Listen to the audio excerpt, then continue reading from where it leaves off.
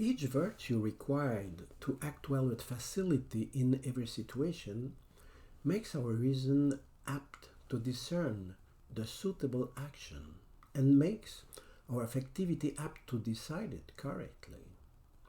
To find one's way through all those necessary virtues, we tie each one to the one, said Cardinal, where the same kind of difficulty is the greatest.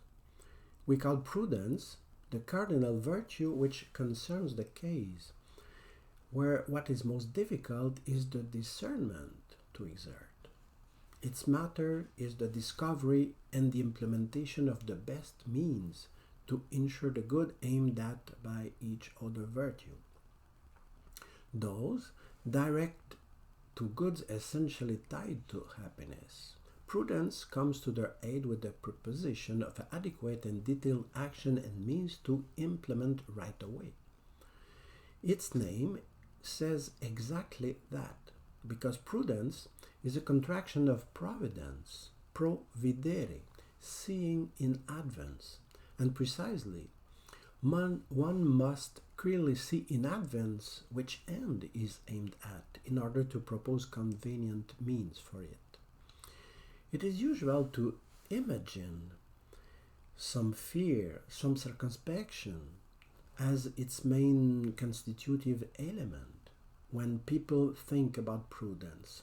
Indeed, paying attention to dangers is a real aspect of prudence, but not the main one, which is the adequate discernment of detailed means, the most delicate discernment to operate.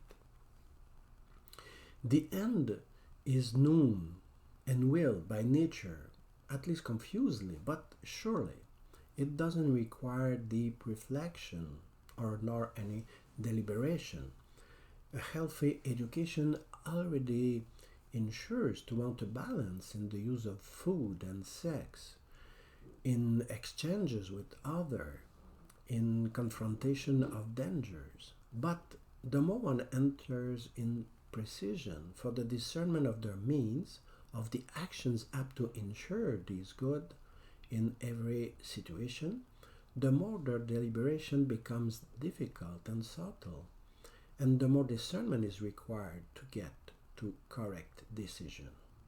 I must work, okay, but to do what? How best to prepare for it? I must eat for my health, okay, but eat what? Cook it how?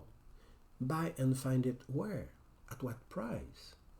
I must protect me, okay, but dress how? Live where? Accumulate which material goods? How much money? How? The difficulty varies and grows as a good is concerned, which is not only individual, but common, touching a greater community. Hence the distinction of three special distinct prudence: individual, domestic, and political.